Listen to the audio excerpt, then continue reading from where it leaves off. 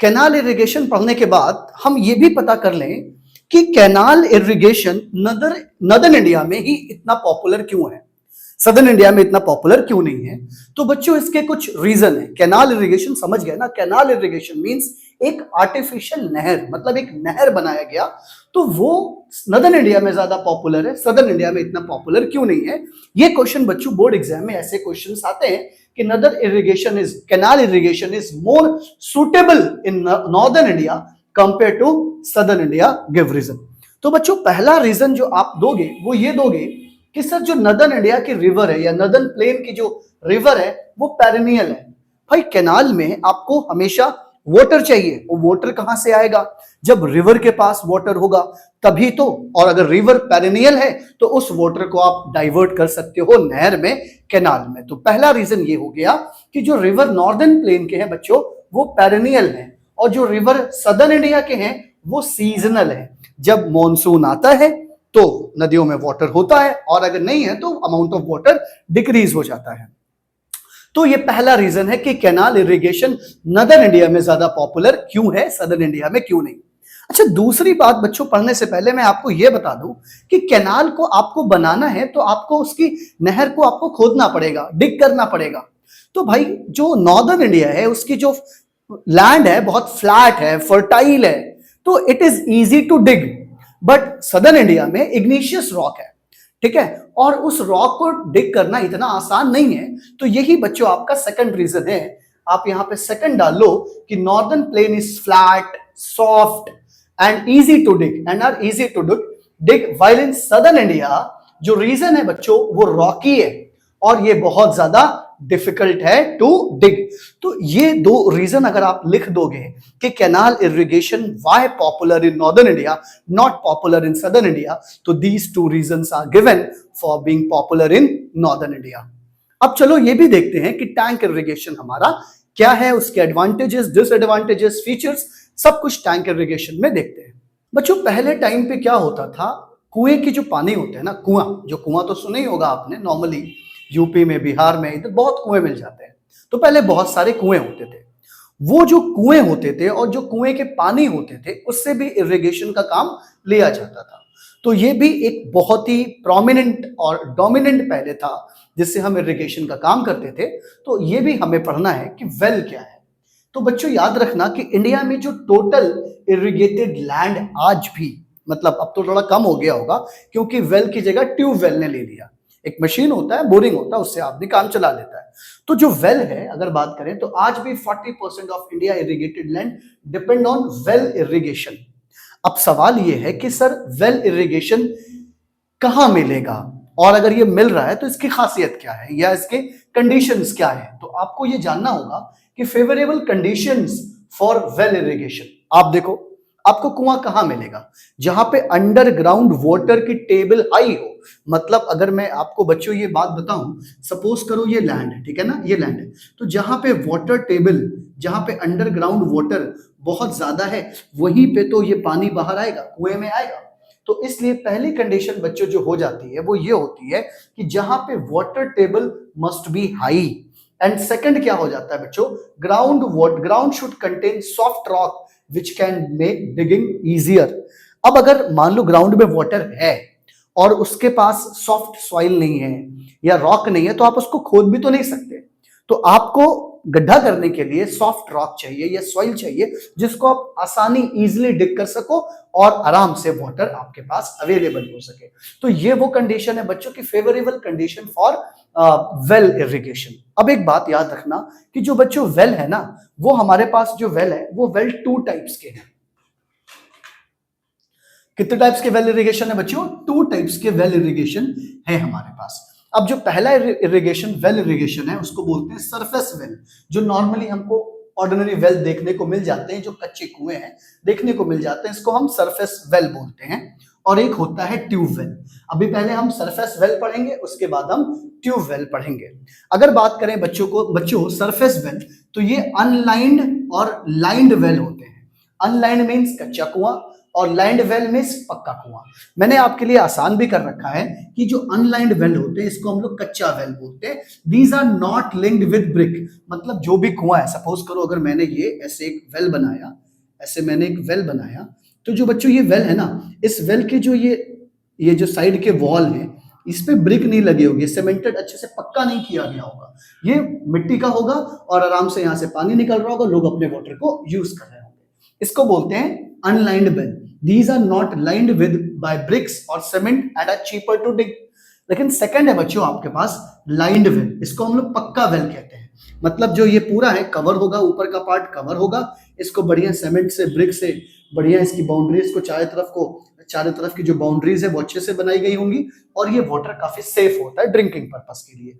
तो these are lined with cement and brick and mostly covered and are safe for drinking purpose। तो ये बच्चों आपको जो मैंने बताया वो सिर्फ ये बताया कि वेल इरिगेशन के फीचर्स देख लिए कि what conditions favor for well irrigations and what are the types of well irrigation। Now it's time to look at what are advantages and disadvantages of well irrigation। चलो बच्चों ये भी पता करते हैं कि वेल इरिगेशन के एडवांटेजेस एंड डिसएडवांटेजेस क्या है। आपको पता है कि कुआं, सर ये जो कुएं हैं ये कब से यूज हो रहे हैं? ये मिडिवल टाइम में, एंशियंट टाइम में, जब से एग्रीकल्चर प्रैक्टिस स्टार्ट हुआ होगा उसके बाद ही लोगों ने ये वेल का यूज करना स्टार्ट किया होगा। तो इसीलिए बच्चों हम ये कहते हैं कि जो वेल इरिगेशन है वो सिंपलेस्ट है। सिंपलेस्ट मीन्स ऑफ इरिगेशन कि जहां पे ग्राउंड वाटर हाई है वहां पे पानी कलेक्ट हुआ और लोगों ने यूज करना शुरू किया, और इसको सिंपलेस्ट भी कह सकते हैं और least expensive method of irrigation कह सकते हैं। ठीक है, तो पहला पॉइंट तो बच्चों ये है। सेकंड एडवांटेज आप ये कह सकते हैं कि well can be constructed in different part of the country where ground water table is high. जहां पे ग्राउंड वाटर टेबल हाई है आप वहां पे वेल को कंस्ट्रक्ट कर सकते हैं और आपको पेरेनियल सोर्स ऑफ वाटर मिल सकता है। अगर ग्राउंड वाटर है तो वहां पे तो पानी रहेगा ही रहेगा। अगली बात करें बच्चों कि सेवरल केमिकल्स, क्योंकि ये जो ग्राउंड वाटर गया, ये जो रेनफॉल हुआ और ग्राउंड से परकोलेट हुआ, सीप हुआ इनटू द ग्राउंड, और ग्राउंड्स में बच्चों है मिनरल्स। ठीक है, बहुत सारे मिनरल्स हैं, वो सारे मिनरल्स भी वाटर में डिसॉल्व हो जाते हैं। जब हम ग्राउंड वाटर को यूज करते हैं, वेल के वाटर को यूज करते हैं, तो वो मिनरल्स भी साथ में आते हैं वाटर के, और जब वो सॉइल को मिलते हैं तो सॉइल में वो जो न्यूट्रिएंट्स हैं बच्चों वो सॉइल को फर्टिलिटी प्रोवाइड करते हैं। क्या प्रोवाइड करते हैं? सॉइल को फर्टिलिटी। एडवांटेज तो देख लिया हमने कि हमारा वेल इरिगेशन के एडवांटेजेस क्या हैं। अब ये भी देखते हैं कि वेल इरिगेशन के डिसएडवांटेजेस क्या है। सबसे पहला बच्चों वेल इरिगेशन का जो डिसएडवांटेज वो ये है कि जो सरफेस वेल है वो बहुत ज्यादा डीप नहीं होता है। तो इसलिए जब समर का टाइम आता है तो जो सरफेस वेल है वो ड्राई अप हो सकता है ड्यू टू एवापोरेशन की वजह से। तो ये बात बहुत ज्यादा याद रखना कि surface well is not deep enough, so they may gate dry during summer. Summer के टाइम ये ड्राई भी हो सकता है। एंड सरफेस वेल है मतलब ग्राउंड वाटर टेबल हाई है तो वाटर आ गया है ऊपर और हम उसको यूज कर रहे हैं। लेकिन इससे अगर इरिगेट कर रहे हैं ना बच्चों, इरिगेशन फैसिलिटी के लिए यूज कर रहे हैं, तो ये ज्यादा बड़े एरिया को ये इरिगेट नहीं कर सकता। They can irrigate only a small area. And उसके साथ साथ बच्चों कभी कभी अगर आपके वेल में सॉल्टी वाटर है तो ना तो वो फिट फॉर ड्रिंकिंग और ना ही वो फिट फॉर एग्रीकल्चर पर्पस या फॉर इरिगेशन। तो ये तीन डिसएडवांटेज और ये एडवांटेज जो है बच्चों ये वेल इरिगेशन के हैं जो कि इंपॉर्टेंट भी हैं। तो अब हम आगे के टॉपिक को देखते हैं। वेल इरिगेशन तो पढ़ लिया आपने और ये पता कर लिया आपने कि वेल इरिगेशन टू टाइप्स के होते हैं, लाइंड वेल और अनलाइंड वेल। लेकिन मैंने आपको बताया था कि जो हमारा वेल इरिगेशन है वो टू टाइप्स के होते हैं। एक ट्यूबवेल इरिगेशन भी बच्चों होता है। अब सर बेसिक डिफरेंस आप ये बताइए कि वेल इरिगेशन और ट्यूबवेल इरिगेशन में डिफरेंस क्या है। बच्चों जो ट्यूबवेल होता है उसमें सिर्फ सिस्टम इतना है कि पहले बोरिंग की जाती है, मींस एक पाइप डाला जाता है जमीन के अंदर और फिर एक पंप या मोटर सेट के जरिए उस पानी को बाहर निकाला जाता है। ठीक है, इसको बोलते हैं ट्यूबवेल। और नॉर्मली जो वेल है उसमें आप कोई पाइप नहीं डाल रहे हो, जो भी वाटर टेबल है वो अपने आप ऊपर आ गया है और आप उसमें से निकाल रहे हो। ठीक है, तो ये तो पहले बेसिक डिफरेंस है बच्चों कि आप ट्यूबवेल और वेल में क्या डिफरेंस समझ सकते हो। आइए इसको स्टार्ट भी करते हैं और समझते हैं कि ट्यूबवेल होता क्या है। तो जैसा कि मैंने आपको बताया tubewell is a deep borewell. Borewell का मतलब हो गया जमीन में गड्ढा करना, पाइप डालना, ठीक है। Borewell drill into ground using a drill machine. Drill machine से यूज करके और एक जमीन में पाइप डाला जाता है और फिर उसके ऊपर एक मोटर लगाया जाता है और उस मोटर के थ्रू वो पानी ऊपर आता है। इसको ही हम ट्यूबवेल कहते हैं। सर ये जो ट्यूबवेल है, आपने तो बता दिया कि ट्यूबवेल ये होता है, लेकिन किस कंडीशन में हम ट्यूबवेल का यूज करेंगे? Favourable condition for construction of tubewell.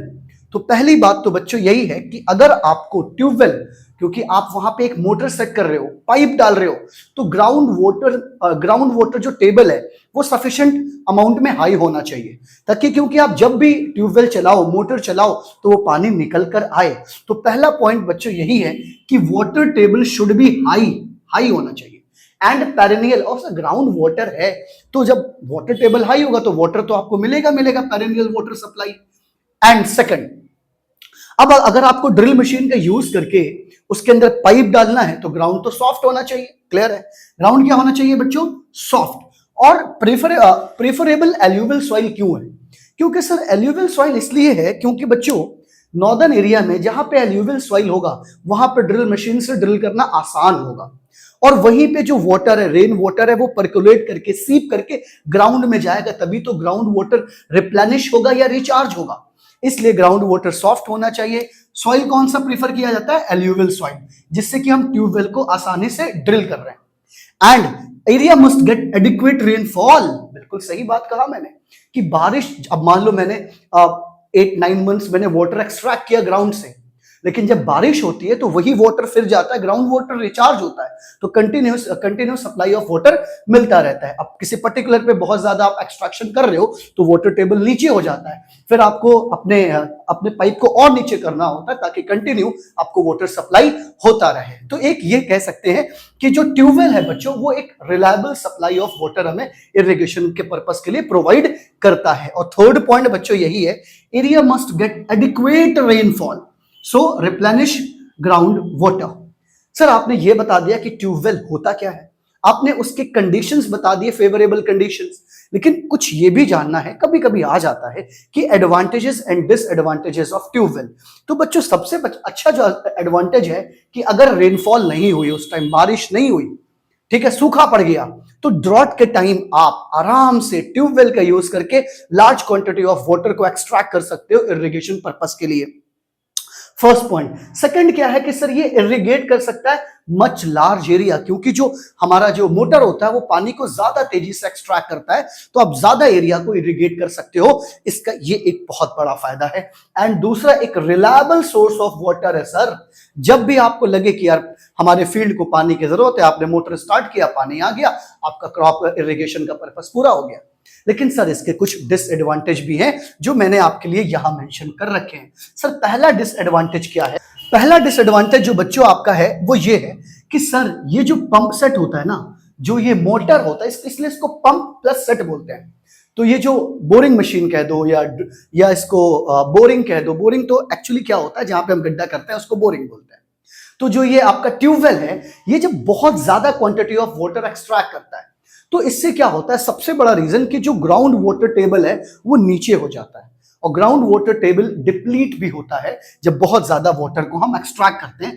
Can draw large amount of water lower the ground table leads to the ground water depletion. And sir आपको उस मोटर को चलाने के लिए या तो इलेक्ट्रिसिटी चाहिए या तो आपको डीजल चाहिए, और इस पे फार्मर पैसा एक्सपेंस करता है, खर्चा करता है। तो ये उसके डिसएडवांटेज है, अगर किसी फार्मर के पास इलेक्ट्रिसिटी के लिए बिल इतना पे ना कर पाए, क्योंकि प्रॉफिट आपको पता ही है, मिडिल क्लास फार्मर है, ठीक है, और डीजल भी रेट भी हाई है, तो इसकी वजह से ये दो डिसएडवांटेज रखे जाते हैं, और भी रखे जाएंगे, बट ये दो मेन है कि ज्यादा वाटर को हम एक्सट्रैक्ट कर सकते हैं, प्लस बच्चों ये है कि जो फार्मर है उसे स्पेंड करना होता है मनी को कहां पे, डीजल पे और इलेक्ट्रिसिटी पे, जो कभी कभी फार्मर्स जो बहुत छोटे बहुत लोअर क्लास फार्मर है, they can not afford tubewell. ठीक है, तो ये आपका ट्यूबवेल से रिलेटेड सारे इंफॉर्मेशन है। लेकिन एक बात मैं और बताता चलूं आपको, वो काफी इंपॉर्टेंट है कि 40% जो एरिया है वो जो इरिगेटेड लैंड है वो ट्यूबवेल से किया जाता है। This is very very important. एक चीज और है बच्चों जो एग्जाम में बहुत पूछा जाता है, कॉमन पूछा जाता है कि आप डिफरेंस बता सकते हो कि surface water and ground water में डिफरेंस क्या है। सुनने में तो बहुत आसान लगेगा, जो सरफेस पे वाटर है वो सरफेस वाटर है, जो ग्राउंड में वाटर है वो ग्राउंड वाटर है। लेकिन आपको जब 3 पॉइंट्स लिखने होते हैं तो एक पॉइंट्स के बाद हमें खाली सा लगता है कि हम क्या लिखें। तो इसीलिए ये डिस्कस भी करना जरूरी है कि water, ground water and surface water, और एग्जाम में इससे रिलेटेड क्वेश्चंस आते हैं। तो चलिए ये भी पढ़ लेते हैं कि ग्राउंड वाटर और सरफेस वाटर में क्या डिफरेंस है। ये तो बिल्कुल सही है, water found on the surface of the earth. जो वाटर हमें सरफेस ऑफ द अर्थ पे मिलता है उसको हम क्या कहते हैं, सरफेस वाटर। और जो हमें बिलो द अर्थ सरफेस मिलता है, कहां बच्चों, बिलो द अर्थ सरफेस। मतलब अगर मान लिया ये हमारा अर्थ क्रस्ट है और इस अर्थ क्रस्ट के नीचे जो भी हमें वाटर मिलेगा वो क्या मिलेगा, ग्राउंड वाटर मिलेगा। ओके सर, अब एक बात और समझो बच्चों, सेकंड पॉइंट ये है कि जो सरफेस वाटर है या तो वो हमें रिवर में दिखता है, या तो लेक में, या तो पॉन्ड में, या तो स्ट्रीम में, या तो रिजर्वायर में। अब आपने रिवर, लेक, पॉन्ड, स्ट्रीम तो देखा है, बट रिजर्वायर आपको पता है क्या है? रिजर्वायर एक आर्टिफिशियल, जैसे डैम होता है, डैम को किसी रिवर पे बना के हम वाटर स्टोर करते हैं, ठीक है, फिर किसी पर्पस के लिए उसको यूज करते हैं टू जनरेट इलेक्ट्रिसिटी, या कैनाल में डाइवर्ट कर देते हैं। तो इस पार्ट को हम रिजर्वायर बोलते हैं। क्लियर है? अब आगे सुनो बच्चों, रिजर्वायर के साथ साथ है कि जो सरफेस वाटर है उसमें लेस मिनरल होता है, क्योंकि जो रेनफॉल हुआ वही मेन सोर्स होता है सरफेस वाटर का। तो अब उसमें ज्यादा मिनरल, जो वाटर आ रहा है बस वही वाटर है। लेकिन बच्चों को ग्राउंड वाटर की बात करें तो ग्राउंड वाटर क्या करता है कि जब बारिश होती है तो वो ग्राउंड के थ्रू, सरफेस के थ्रू सीप होता है, परकोलेट होता है और वो ग्राउंड में जाता है। और ग्राउंड में बच्चों आपको पता है कि बहुत सारे मिनरल्स हैं, तो बहुत सारे मिनरल्स भी उसके साथ मिक्स हो जाते हैं। इसलिए जो ग्राउंड वाटर है उसको हम कभी कभी हार्ड वाटर भी कहते हैं बच्चों, और जो सरफेस वाटर है उसे हम कभी कभी सॉफ्ट वाटर भी कहते हैं, क्योंकि इसमें बहुत ज्यादा मिनरल्स है। ग्राउंड वाटर के अगर सोर्स की बात करें तो एक्वीफायर्स, मतलब जो ग्राउंड के अंदर वाटर स्टोर है बच्चों, इनको हम एक्वीफायर भी बोल सकते हैं, एंड ग्राउंड रॉक लेयर, जो ग्राउंड में जो भी वाटर स्टोर है, मतलब below the surface of the earth जो वाटर है वो आपका बच्चों ग्राउंड वाटर है। तो ये 3 पॉइंट आपके एग्जाम के लिए इंपॉर्टेंट है कि difference between what, surface water and ground water.